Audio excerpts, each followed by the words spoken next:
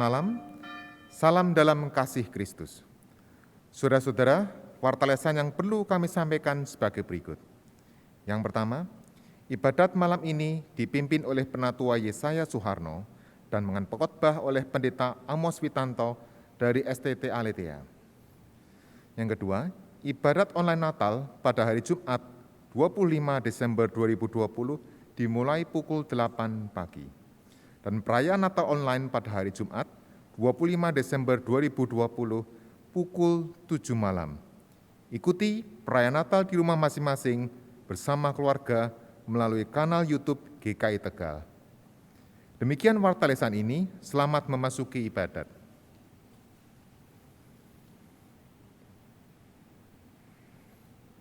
Umat yang dikasihi Tuhan, malam ini kita akan mengingat kembali kelahiran Tuhan Yesus Kristus, Juru Selamat dunia di Bethlehem, kota Daud.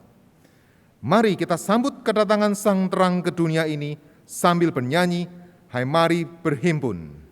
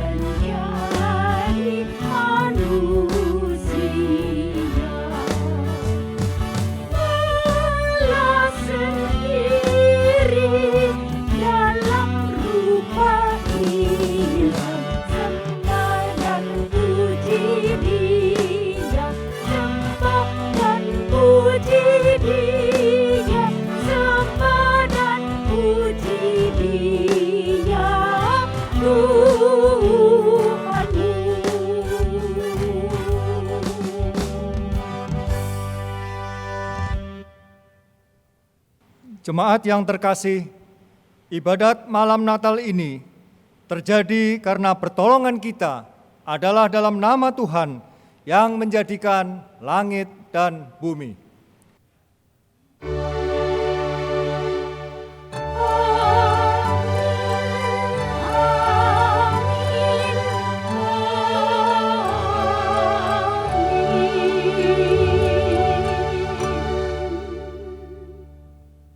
Tuhan beserta saudara. Dan beserta saudara juga. Jemaat yang dikasihi Tuhan, nas pembuka ibadah kita diambil dari Yesaya pasal yang ke-9, ayat yang ke-5 hingga ayat yang ke-9. Sebab seorang anak telah lahir untuk kita, seorang putra telah diberikan untuk kita, lambang pemerintahan ada di atas bahunya, dan namanya disebut orang, Penasehat Ajaib, Allah yang perkasa, Bapa yang kekal, Raja damai. Besar kekuasaannya, dan damai sejahtera tidak akan berkesudahan di atas tahta Daud dan di dalam kerajaannya.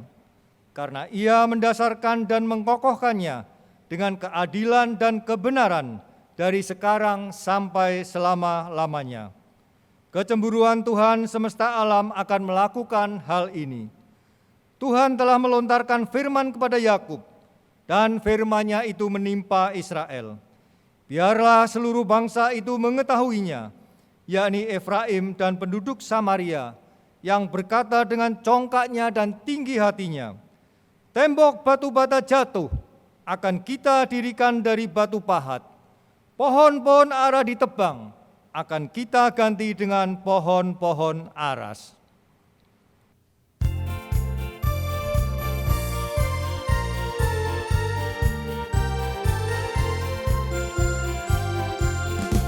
Kita surga bergema, lahir Raja mulia, damai dan sejahtera turun dalam dunia.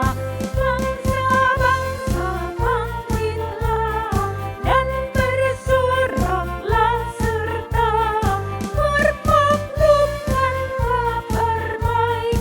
Lahir Kristus terang ajaib, kita surga bergema, lahir Raja mulia. Surga disembah, Kristus Raja yang gagah, lahir dalam dunia, dan Maria bundanya.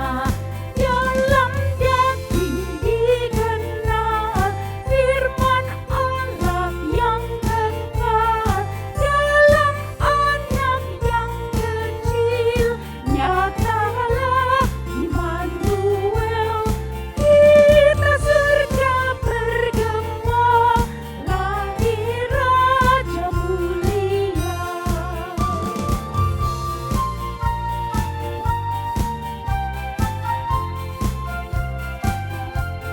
Raja damai yang besar, surya hidup yang benar, menyembuhkan dunia di naungan sayapnya.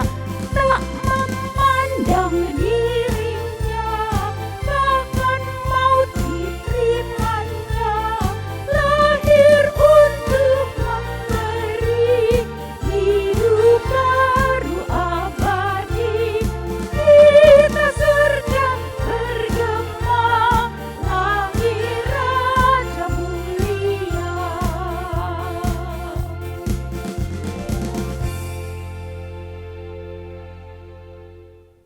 Jemaat yang terkasih, sebelum kita melanjutkan ibadat kita, marilah terlebih dahulu kita datang kepada Tuhan, membawa penyesalan dan segala pengakuan dosa kita.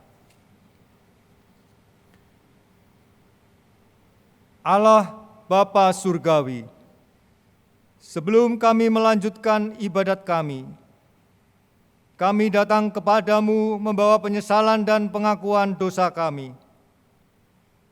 Engkau Allah yang Maha Suci, Allah yang Maha Kudus, Allah yang rela mengosongkan dirinya untuk turun ke dalam dunia, menjadi sama seperti manusia dalam diri Tuhan Yesus Kristus, yang kami peringati kelahirannya sebagai Raja Damai, yang memberi damai sejahtera yang sejati dan keselamatan, sehingga kami yang seharusnya celaka dalam hukuman yang kekal, sudah Tuhan ubahkan sehingga kami memiliki hidup yang berarti, damai sejahtera yang sejati, yang tidak dapat dunia berikan. Tapi kami sungguh menyesal dan malu Tuhan, sebagai orang-orang yang telah Tuhan Yesus tebus. Hidup kami sering tidak mencerminkan hidup sebagai anak-anak Tuhan yang telah Tuhan ubahkan. Hidup kami acap kali justru tidak membangun damai sejahtera dalam relasi kami dengan sesama, baik melalui pikiran, melalui perkataan, sikap tingkah laku kami, baik itu di dalam keluarga, pekerjaan, pelayanan, dan dalam relasi kami di tengah-tengah masyarakat. Kami acap kali acuh tak acuh terhadap mereka yang sedang di dalam duka, mereka yang dalam kesulitan hidup, mereka yang ada dalam kelemahan fisik karena usia dan sakit, mereka yang hidup dalam kesepian. Kami malas atau enggan menyapa mereka, enggan berbagi sukacita dan damai sejahtera yang telah lebih dulu Tuhan berikan kepada kami. Sebaliknya kami lebih senang menggosip, membicarakan kelemahan sesama kami, kurang perhatian terhadap pekerjaan Tuhan dan gerejanya, tenggelam dalam kesibukan kami sendiri. Kami lebih senang mencari damai sejahtera yang semu, yang berasal dari dunia ini, yang memuaskan ego dan kesenangan kami sendiri. Oh Tuhan Yesus, ampunilah kami, celikkanlah mata rohani kami, ubahlah hidup kami, agar kami mempunyai hidup yang berarti bagi Tuhan dan sesama, kembali menjadi anak-anak Tuhan yang menyukakan hati Tuhan. Di dalam nama Tuhan Yesus, Sang Raja Damai yang telah lahir, kami alaskan doa penyesalan dan pengakuan dosa kami ini. Amin.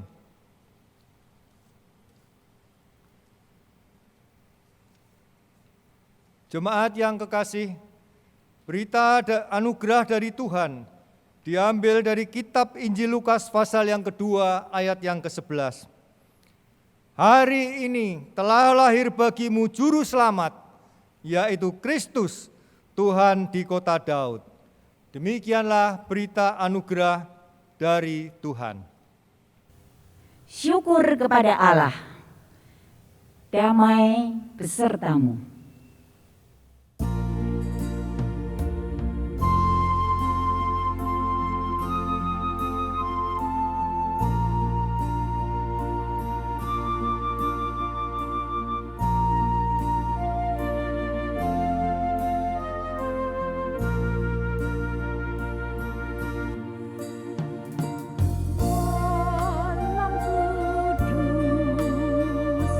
Sunyi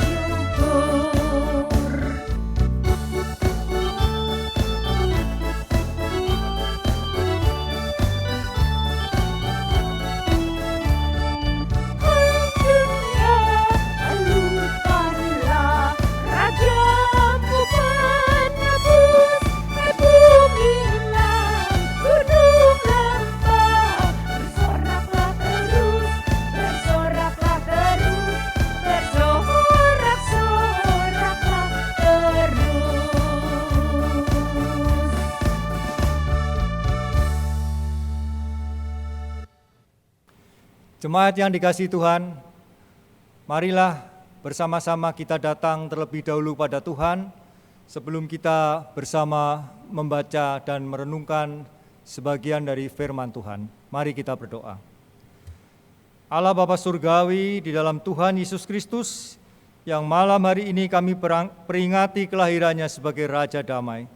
Kami datang dengan ucapan syukur dan terima kasih karena Tuhan masih memberikan kesempatan kepada kami, walaupun secara online dan virtual ini, kami bersama-sama menyediakan diri kami, membuka hati dan pikiran kami untuk kembali menerima sapaan firman-Mu.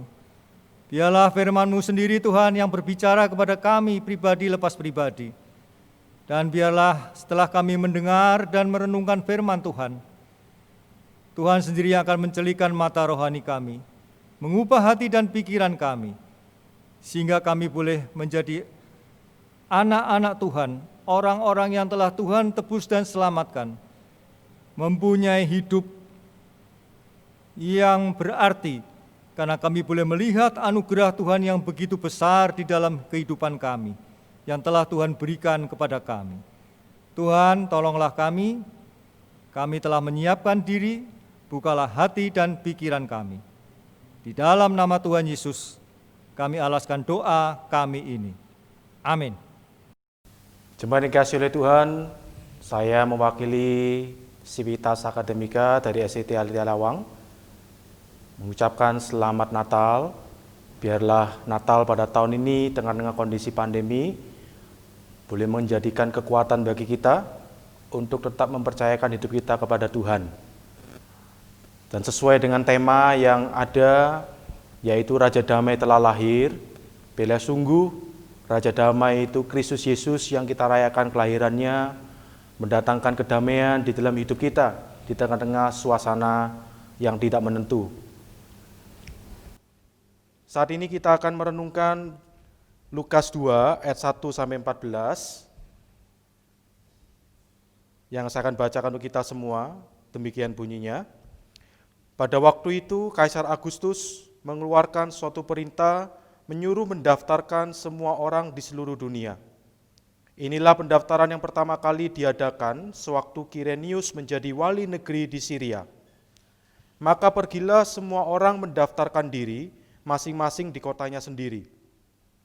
Demikian juga Yusuf pergi dari kota Nazaret di Galilea ke Yudea, ke kota Daud yang bernama Betlehem, karena ia berasal dari keluarga dan keturunan Daud, supaya didaftarkan bersama-sama dengan Maria, tunangannya yang sedang mengandung. Ketika mereka di situ, tibalah waktunya bagi Maria untuk bersalin, dan ia melahirkan seorang anak laki-laki, anaknya yang sulung, lalu dibungkusnya dengan lampin dan dibaringkannya di dalam palungan, karena tidak ada tempat bagi mereka di rumah penginapan. Di daerah itu, ada gembala-gembala yang tinggal di padang menjaga kawanan ternak mereka pada waktu malam. Tiba-tiba berdirilah seorang malaikat Tuhan di dekat mereka, dan kemuliaan Tuhan bersinar meliputi mereka dan mereka sangat ketakutan. Lalu kata malaikat itu kepada mereka, "Jangan takut, sebab sesungguhnya aku memberitakan kepadamu kesukaan besar untuk seluruh bangsa. Hari ini telah lahir bagimu juru selamat, yaitu Kristus, Tuhan di kota Daud. Dan inilah tandanya bagimu, kamu akan menjumpai seorang bayi dibungkus dengan lampin dan terbaring di dalam palungan."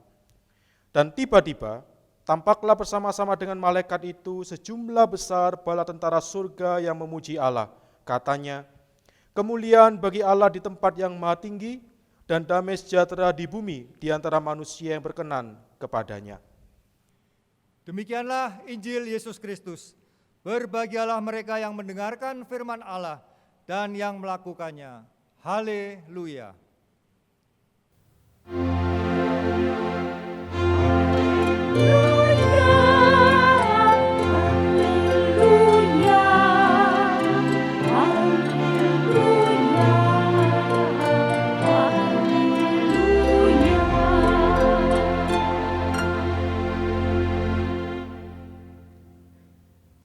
Terima kasih Tuhan, di bacaan kita ini terlihat bahwa perayaan Natal perdana pertama kalinya itu bukan di dalam suasana yang meriah, seperti yang digambarkan dan terjadi di zaman ini.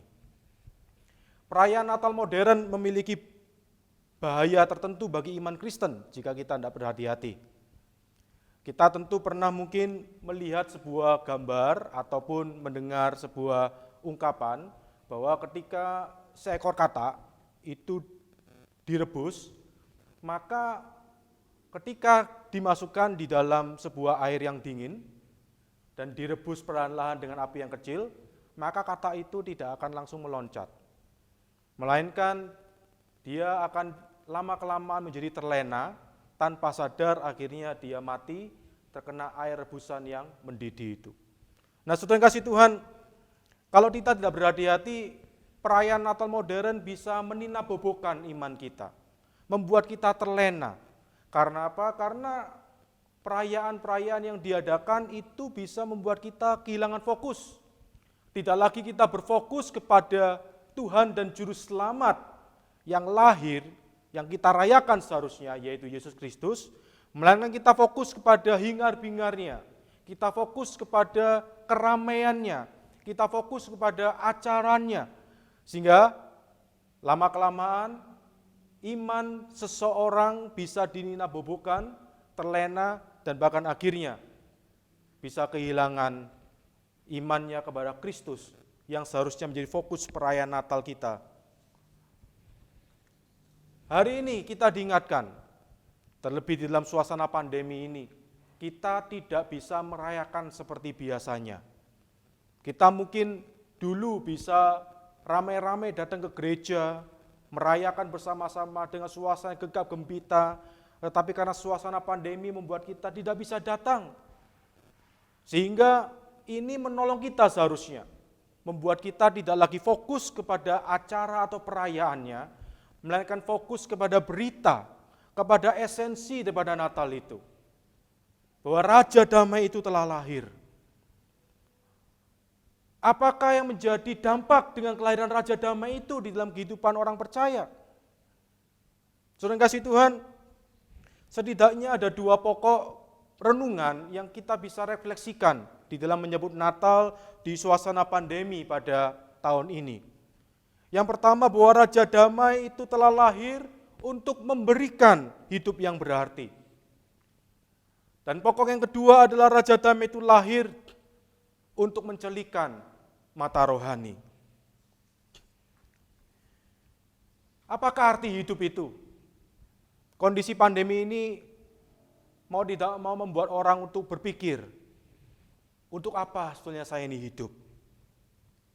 Saudara yang kasih Tuhan, mengenai arti kehidupan sendiri, sudah banyak tawaran atau usaha yang dilakukan di dunia ini. Ada berbagai macam sudut pandang untuk mencoba untuk menawarkan kepada manusia apakah menjadi arti hidup ini. Mereka yang menganggap bahwa materi itu bisa memberikan makna, akan meyakini bahwa ketika mereka bisa mempunyai banyak hal yang bersifat materi di dunia ini, itu adalah membuat hidup mereka berarti. Mereka menganggap kepandaian itu bisa memberikan hidup yang berarti. Maka mereka akan mengejar mungkin pendidikan atau gelar yang setinggi-tingginya. Sehingga semakin tinggi gelarnya, membuat hidup mereka semakin berarti. Tetapi apakah demikian? Justru kondisi pandemi ini membuat kita berpikir ulang terhadap tawaran-tawaran semacam itu. Apakah di tengah-tengah kondisi yang pandemi seperti ini, materi bisa memberikan kita hidup yang berarti?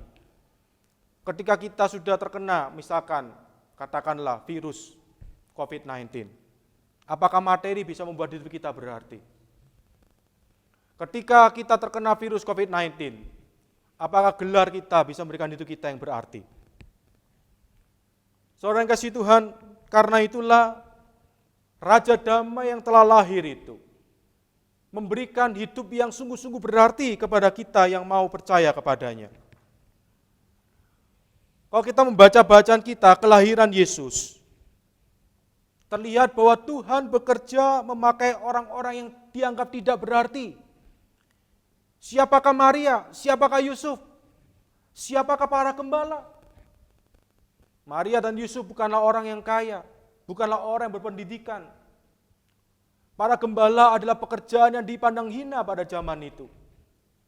Tetapi justru kelahiran Yesus itu dinyatakan dan disaksikan oleh orang-orang yang demikian. Karena Tuhan bekerja memakai orang-orang yang dianggap tidak berarti untuk mendatangkan sesuatu yang berarti dan luar biasa bagi dunia ini. Jika kita bandingkan dengan dunia ini mungkin, ada yang menganggap bahwa usia, semakin seseorang itu bertambah usianya, membuat seseorang itu semakin berdampak, bisa memberikan dampak di dalam dunia ini. Saya pernah mendapat sebuah screenshot di grup WhatsApp yang mencoba menggambarkan apa itu hidup berarti berdasarkan usia. Di situ dituliskan apa itu hidup berarti berdasarkan usia. Ketika seseorang berumur 4 tahun, maka hidupnya itu berarti ketika apa? Ketika tidak ngompol di celana. Ya, kita tentu senang bukan kalau katakanlah punya anak umur 4 tahun, ternyata sudah tidak ngompol lagi di celana. Wah, kita menganggap wah anak ini sudah ya baik. Ya. Kemudian katakanlah umur 7 tahun, anak itu sudah bisa ketika bermain-main di luar, sudah bisa pulang kembali ke rumahnya, tidak kesasar, tidak tersesat. Ya. Sudah tahu jalan pulang ke rumahnya. Kita senang ternyata anak kita itu sudah mandiri, ya, sudah bisa pulang lagi ke rumahnya, tidak kesasar ke sana kemari. Ya. Kemudian umur 12 tahun, katakanlah, kalau anak kita punya banyak teman, maka kita anggap anak kita itu, wah ini anak yang baik. Hidupnya berarti kenapa? Karena sudah punya banyak teman, bukan sendirian saja, bisa bergaul dengan baik. Katakanlah umur 17 tahun, kalau anak kita sudah bisa punya KTP, punya SIM, bisa berkendara, wah kita anggap wah hidupnya ini sudah oke. Kemudian umur 23 tahun, itu sudah lulus kuliah. Ya, dia bukan bergelar MA, mahasiswa abadi katakanlah. Tetapi umur 32 tahun dia sudah menyelesaikan kuliahnya. Wah hidupnya berarti. Ya.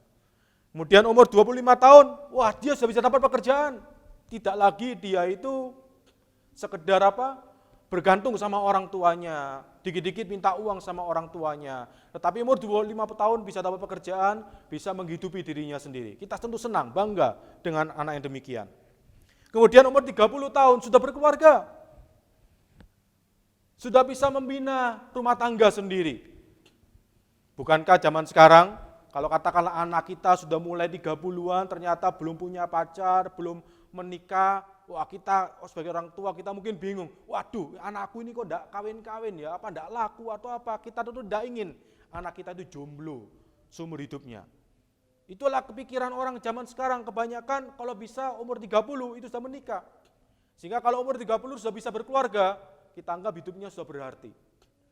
Umur 35 tahun sudah mapan, ya, sudah punya anak, bekerja, bisa berumah tangga dengan baik. Hidupnya berarti ketika berumur 35 tahun. Kemudian ketika umur 45 tahun, ternyata dipanggil orang, kamu kok punya baby face ya? Wajahnya ternyata seperti umur 17 tahun. Wah kita tentu senang bukan? Yang muda-muda ini ternyata tetap dianggap muda terus ketika sudah tua. Sehingga ketika umur 45 tahun, ada orang bertanya, wah mas, kok ini pasti umur 30 ini ya, kita pasti senang bukan? Jika kan tidak heran ketika ditanya umurnya berapa, seringkali kita berkata, oh saya 17 tahun lebih begitu. Walaupun mungkin lebihnya sudah 30 tahun gitu ya. Tapi senang, kalau umur 45 tahun itu kelihatan awet muda, wah dianggap hidupnya itu berarti. Kemudian ketika umur 50 tahun, punya anak ternyata sudah berhasil juga, wah kita tentu senang.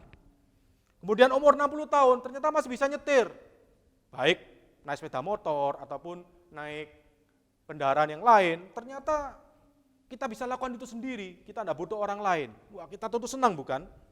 Bahkan umur 65 tahun, ketika dicek kesehatannya, ya, tes lab begitu ya rutin, 65 tahun, kolesterolnya bagus, tidak ada tekanan darah tinggi, gulanya bagus, wah kita tentu senang bukan?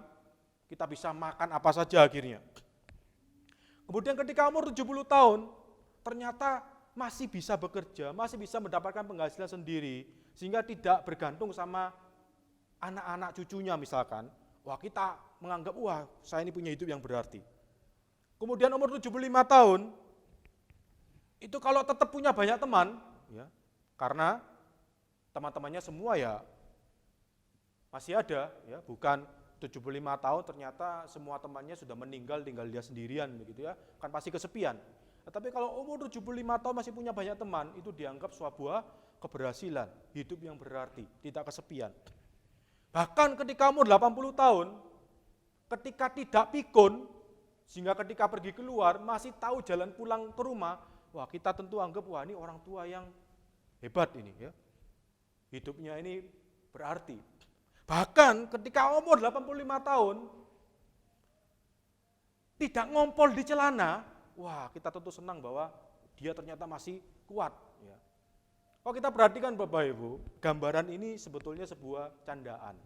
Bahwa di masa yang kecil, ketika tidak ngompol di celana, ketika tahu jalan pulang, umur 4 dan umur 7 tahun, itu ketika kalau terulang kembali, ketika usia sudah lanjut, umur 80 dan 85, itu ternyata menjadi ukuran bahwa orang itu punya hidup yang berarti. Tetapi ukuran yang demikian tentunya tidak berlaku untuk semua. Sehingga katakanlah kalau kita umur 70 tahun ternyata kita sakit-sakitan, kita pasti menganggap, wah hidup saya ini tidak berarti. Karena itulah Natal mengingatkan kepada kita, bahwa hidup yang berarti itu adalah hidup yang kita serahkan kepada Tuhan. Karena walaupun Yusuf dan Maria tidak mempunyai kedudukan, tidak mempunyai kekayaan, tidak mempunyai apapun, bahkan para gembala yang status yang hina sekalipun, ternyata masih bisa dipakai Tuhan. Tuhan menjadikan hidup mereka berarti. Demikian juga bagi kita sekarang, ketika kita merayakan Natal ini, mungkin di antara kita sudah merasa, aduh karena kondisi pandemi ini kesusahan yang luar biasa. Untuk apa saya ini hidup? Saudara, ketika kita mau menyerahkan hidup kita kepada Tuhan, kepada Sang Raja Damai itu, Dia yang kita rayakan kelahirannya. Seperti Dia sudah bisa memakai Yusuf, Maria, dan para gembala yang dianggap tidak berarti di zaman mereka. Tuhan bisa memakai hidup kita menjadi hidup yang berarti. Karena itu tidak heran Paulus mengatakan dalam 1 Korintus 15 ayat 58, berdirilah teguh, jangan goyah, giatlah selalu dalam pekerjaan Tuhan. Sebab kamu tahu bahwa dalam persekutuanmu dengan Tuhan, jerih payahmu tidak sia-sia. Di dalam persekutuanmu dengan Tuhan, jerih payah kita ini adalah sesuatu yang berarti, bukan sia-sia. Karena sekali lagi persekutuan kita dengan Tuhan. Bukan dengan kedudukan, bukan dengan kekayaan, bukan dengan usia, bukan dengan kesehatan dan lain sebagainya. Itulah yang pertama menjadi perenungan kita. Di tengah-tengah kondisi pandemi seperti ini, Raja Damai telah lahir. Supaya hidup kita yang tidak berarti ini, bahkan mungkin semakin tidak menentu gara-gara pandemi ini, dijadikan berarti oleh Sang Raja Damai yang telah lahir itu.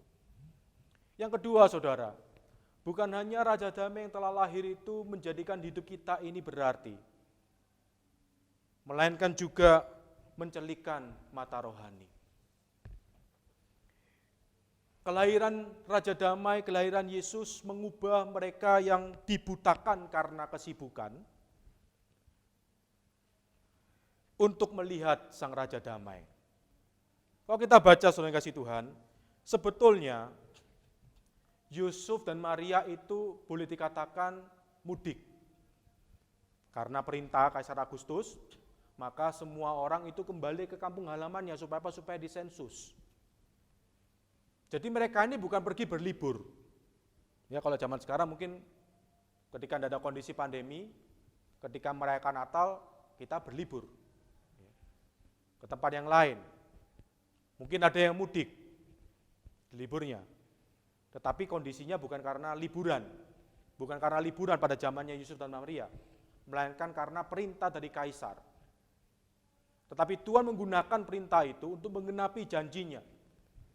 Sehingga Yusuf dan Maria itu mudik.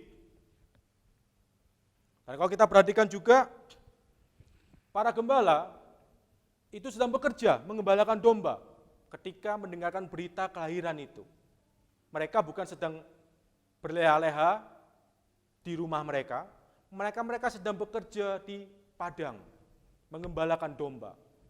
Di tengah-tengah kesibukan itu Tuhan menyatakan diri mereka. Dan mereka bersedia, walaupun mereka sibuk, untuk mengikuti dan menerima berita kelahiran itu. Nah, saudara kasih Tuhan, sehingga kalau kita perhatikan, istilah penginapan di dalam Lukas pasal 2 ayat 7, karena ini adalah mudik, sebetulnya Yusuf dan Maria itu bukan mencari hotel, ya, tempat penginapan umum di tempat asal mereka. Sebetulnya yang terjadi adalah ketika mereka datang ke tempat asal mereka mencari tempat di mana kerabat mereka itu ada. Dan karena memang semua orang itu sedang sibuk, karena apa? Karena semua pada berbondong-bondong datang untuk disensus, sehingga akhirnya kamar tamu di rumah salah satu kerabatnya itu sudah penuh. Bahkan mungkin semua kerabat yang ada di sana kamar tamunya juga sudah penuh. Sehingga akhirnya mereka tinggal tidak lagi di kamar tamunya, melainkan di tempat di mana para binatang yang pada zaman itu juga tinggal satu rumah dengan keluarganya, itu mereka tinggal di tempat di mana binatang-binatang itu juga tinggal. Karena begitu sibuknya dan begitu ramainya ya kondisi pada zaman itu. Nah, ini bisa terlihat kalau kita baca di dalam bahasa aslinya. Lukas 2 ayat 7 yang diterjemahkan LAI rumah penginapan. Kata yang digunakan itu sebetulnya kata 5 adalah kata yang sama yang digunakan ketika Yesus memerintahkan para muridnya untuk mencari tempat di mana mereka bisa makan perjamuan yang terakhir sebelum dia itu ditangkap. Di dalam Lukas 22, di situ kata yang sama, kata 5, yang diterjemahkan LAI kamar tamu. Sehingga sebetulnya pada zaman itu Maria dan Yusuf bukan mencari hotel, melainkan Maria dan Yusuf tinggal di tempat di mana keluarga itu yang sudah ada, tempat yang mereka itu masih bisa beristirahat, yaitu tempat di mana binatang-binatang itu tinggal bersama di rumah mereka. Karena apa? Karena di dalam Lukas sendiri, kalau ini memang menuju kepada kamar hotel, maka istilah yang digunakan itu pasti bukanlah istilah kata 5. Kalau kita ingat perumpamaan sama orang Samaria yang baik hati. Di Lukas 10, disitulah digunakan yang diterjemahkan LAI sebagai tempat penginapan. Atau sama dengan mungkin hotel di zaman ini. Yang istilah yang digunakan adalah pandokeion. Tetapi istilah ini tidak digunakan di dalam kisah kelahiran Yesus di Lukas pasal 2 ini. Sehingga kalau kita boleh melihat gambaran rumah di zaman Yesus di Palestina, maka biasanya rumah itu ada dua tingkat, ya. Tingkat atas itu biasanya tingkat atas yang digambarkan dalam Lukas 22 tadi itu mengenai Yesus meminta murid-muridnya mencari tempat untuk makan bersama itu, yaitu kata 5 itu sebagai guest room, kamar tamu. Sedangkan yang di bawah itu adalah ruang keluarga. Dan di dalam ruang keluarga ini binatang-binatang juga dibawa masuk di dalamnya. Karena pada zaman itu, tidak semua orang itu punya kandang yang terpisah dari rumahnya. Sehingga kebanyakan rumah itu di ruang keluarganya, di mana keluarga itu tinggal, binatang-binatang yang sudah dianggap menjadi bagian di dalam keluarga mereka, itu juga ada di dalam rumah itu. Ya, kita tentu ingat kisah daripada teguran Nabi Nathan kepada Daud, bukan? Mengisahkan orang yang kaya dan orang yang miskin yang punya peliharaan domba, di mana orang yang miskin karena tidak bisa membangun kandang di luar rumahnya, itu membuat dombanya yang satu-satunya itu tinggal bersama-sama dengan dirinya. Dan inilah kebiasaan di Palestina pada zaman itu. Sehingga Yusuf dan Maria itu sebetulnya tinggal di ruang tamu, di mana bersama-sama dengan binatang, sehingga makanya ada palungan juga di sana. Nah, inilah gambaran bahwa di tengah-tengah kesibukan, baik kesibukan pekerjaan gembala di padang ataupun kesibukan orang rumahan di mana Yusuf dan Maria itu tinggal, Yesus itu lahir. Raja damai itu lahir untuk menolong melihat supaya jangan sampai segala kesibukan yang ada ini membuat mereka tidak bisa melihat bahwa Raja damai itu sudah lahir. Jangan sampai segala kesulitan, pergumulan, tantangan yang kita hadapi itu membuat kita buta dan tidak bisa melihat bahwa masih ada Tuhan di tengah-tengah kita. Saudara kasih Tuhan, kesibukan dunia ini, apalagi di tengah-tengah kondisi pandemi ini, yang menuntut kita supaya tetap bisa survive, bertahan hidup. Sehingga kita harus memikirkan bagaimana supaya kita bisa bertahan hidup. Natal mengingatkan kita.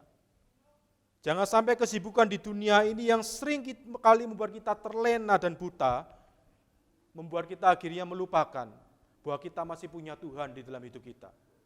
Jangan sampai kesibukan di tengah-tengah kondisi pandemi ini membuat kita tidak bisa melihat otoritas Tuhan atas hidup kita. Saudara, Raja Damai itu telah lahir. Siapakah yang menjadi Tuhan di dalam hidup kita? Di tengah-tengah kondisi pandemi ini, pesan Natal ini sangat-sangat relevan. Bukan hanya kesulitan berhadapan dengan COVID-19, tetapi juga kesulitan berhadapan dengan kondisi zaman yang tidak menentu, baik di dalam negeri ataupun di luar negeri. Biar tengah-tengah segala macam tantangan itu yang membuat kita sibuk memikirkan bagaimana supaya kita bisa bertahan hidup, kita lupa bahwa Raja Damai itu telah lahir. Keajaiban Natal sesungguhnya adalah kelahiran Yesus Kristus Sang Raja Damai itu. Mampu mengubah hidup kita yang tidak berarti menjadi berarti. Dan mampu mengubah hidup kita yang mungkin seringkali dibutakan oleh kesibukan dunia ini untuk melihat bahwa masih ada Tuhan yang berotoritas di dalam hidup kita. Selamat Hari Natal tahun 2020 di tengah-tengah kondisi pandemi ini. Raja Damai itu telah lahir. Bila sungguh-sungguh ia lahir di dalam hidup kita, membuat hidup kita berarti dan membuat mata rohani kita melihat Tuhan di tengah-tengah segala kesulitan yang ada. Amin. Mari kita berdoa. Bapa di surga, terima kasih. Karena tengah-tengah kondisi pandemi ini, berita Natal masih berkenan Kau sampaikan. Bahwa Raja Damai itu telah lahir. Kami rindu Tuhan, supaya Raja Damai itu sungguh-sungguh lahir, bukan hanya di dalam kehidupan Yusuf, Maria, dan para gembala yang kami renungkan pada hari ini, tetapi sungguh juga lahir di dalam hidup kami masing-masing, supaya tengah-tengah kondisi pandemi ini, hidup kami sungguh adalah hidup yang berarti. Hidup kami adalah hidup yang sungguh mengandalkan Tuhan, dan tidak dibuat terlena, dan tidak dibuat goyah oleh segala macam tantangan zaman. Terima kasih ya Bapa. Terima kasih untuk Kristus yang sudah lahir. Inilah doa kami di dalam nama Tuhan Yesus. Amin. Marilah kita bersama dengan gereja dari segala abad dan tempat, mengakui iman kita dengan menyanyikan pengakuan iman dari Kidung Jemaat 280.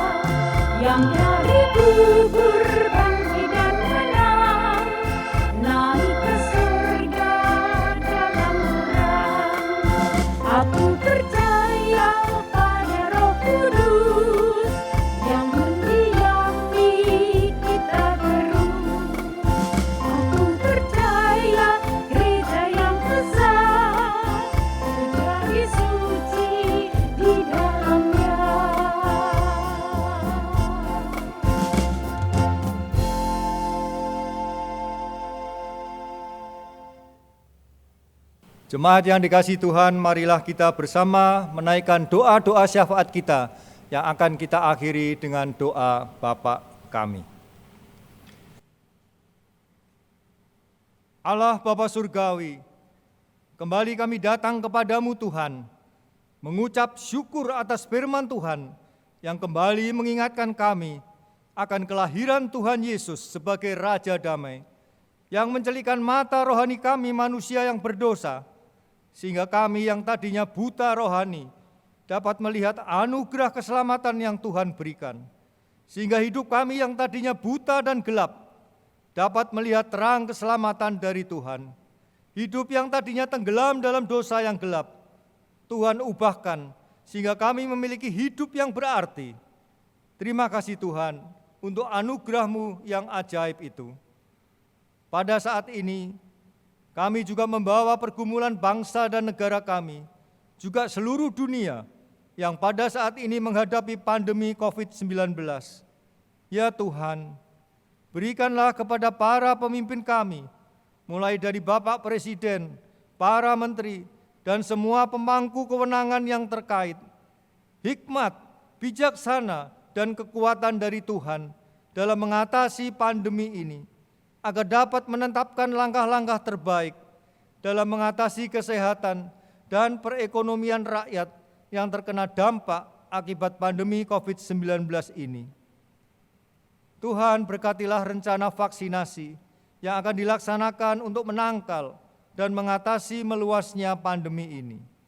Berikan juga kepandaian, keterampilan kepada para ahli yang terus berupaya mempelajari dan meredam penyebaran COVID-19, juga kepada tenaga medis, tenaga paramedis yang terus berjuang untuk merawat mereka yang sakit. Tuhan kiranya memberi kesehatan, kekuatan, dan semangat untuk memberikan yang terbaik buat pasien-pasien mereka. Lindungi mereka dan keluarga mereka Tuhan, yang beresiko tinggi untuk tertular karena profesi mereka. Kami juga berdoa untuk mereka yang sedang sakit, yang lemah tubuhnya, juga yang berduka karena orang-orang yang mereka kasih meninggal karena pandemi ini. Kiranya belas kasihan Tuhan senantiasa menguatkan dan menghibur mereka. Tuhan Allah Bapa yang ada di surga, kami juga membawa pergumulan jemaat GKI Tegal. Kami berdoa untuk proses kependetaan Penatua Iwan Kurniawan. Biarlah semua yang boleh dialami selama pelayanan Penatua Iwan di Jemaat GKI Tegal, di dalam melalui proses kependetaannya, semakin memperlengkapinya. Kiranya Tuhan sendiri yang menuntun Penatua Iwan, sampai pada saatnya nanti dapat diteguhkan sebagai pendeta di GKI Tegal. Kami juga berdoa Tuhan, untuk pembangunan gedung PAUD Elkana, yang masih terus berjalan, dan yang masih membutuhkan dana yang besar untuk menyelesaikannya. Kami mengucap syukur, Tuhan telah menggerakkan saudara-saudara kami, baik dari jemaat, simpatisan, bahkan orang-orang di luar gereja Tuhan, untuk ikut berpartisipasi dalam penggalangan dana. Biarlah Tuhan terus mau memakai kami semua sebagai perpanjangan tangan Tuhan, untuk ikut bersama-sama berpartisipasi, mewujudkan sarana pendidikan yang Tuhan percayakan kepada jemaat-Mu ini. Kami juga berdoa Tuhan untuk Panitia Natal 2020 dan Tahun Baru 2021 yang telah, sedang, dan masih akan melaksanakan seluruh rangkaian acara yang telah disusun dengan segala keterbatasan karena pandemi COVID-19 ini. Tuhan yang akan memberi hikmat, Tuhan yang akan memberikan semangat kepada panitia yang terus berusaha agar kegiatan-kegiatan yang telah disusun dengan berkat Tuhan dapat dilaksanakan dengan baik dan menjadi berkat bagi jemaat dan kemuliaan bagi Tuhan saja. Kami juga teringat Tuhan bagi saudara-saudara seiman kami yang sakit, yang lemah tubuhnya, bahkan mereka yang kami sebut di dalam doa-doa pribadi kami, bahkan juga mereka yang mungkin pada saat ini mengikuti ibadah secara online ini.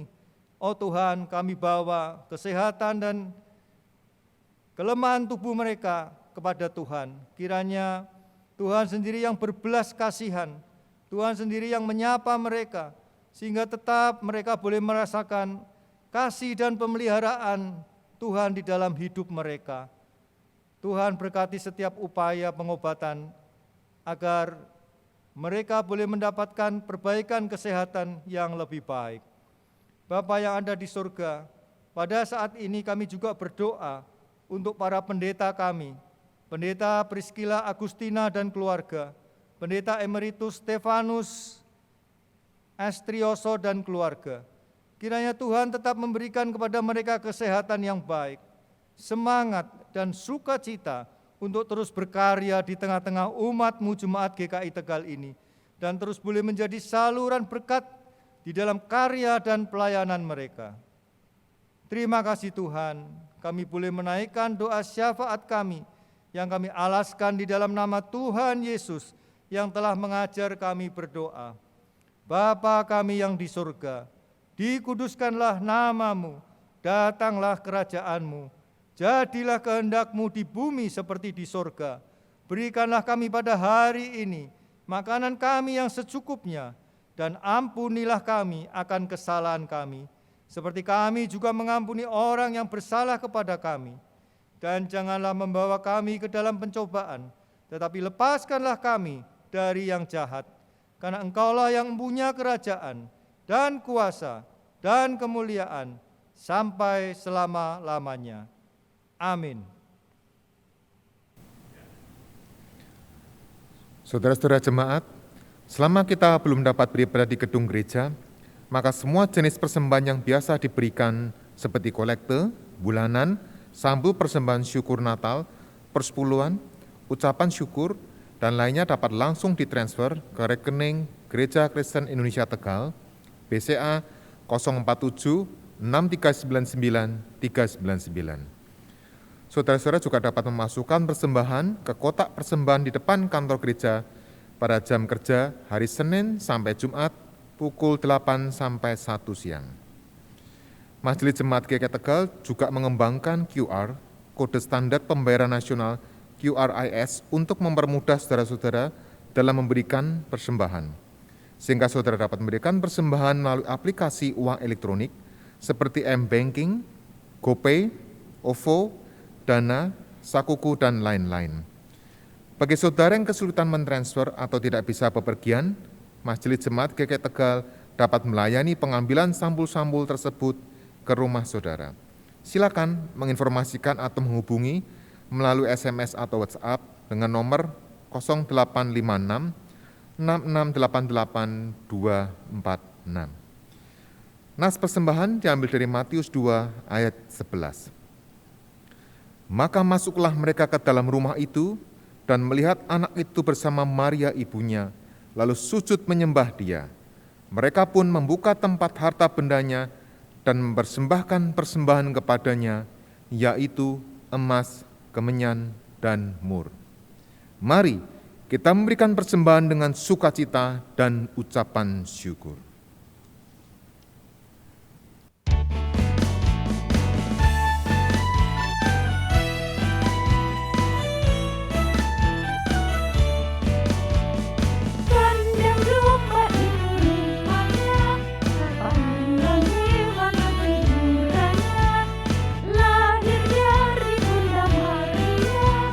Pangeran Maria,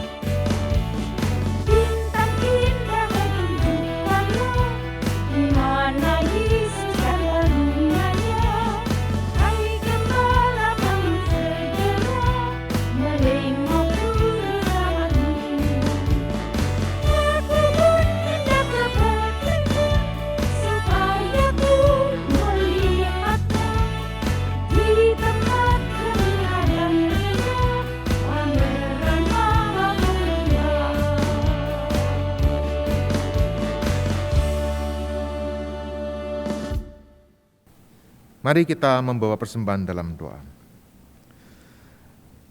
Bapa surga, terima kasih untuk malam ini. Engkau telah hadir di tengah-tengah kami.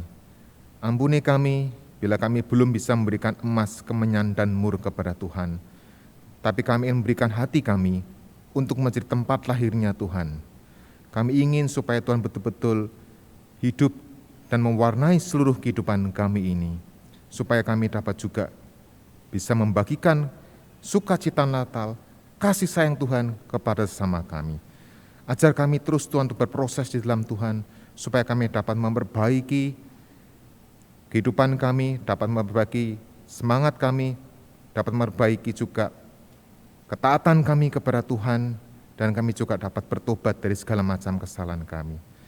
Kami bawa persembahan ini Tuhan, yang kami berikan dengan kesederhanaan, bukan karena kekuatan dan kemampuan kami, tapi itu juga adalah karena karya kasih Tuhan di dalam kehidupan kami.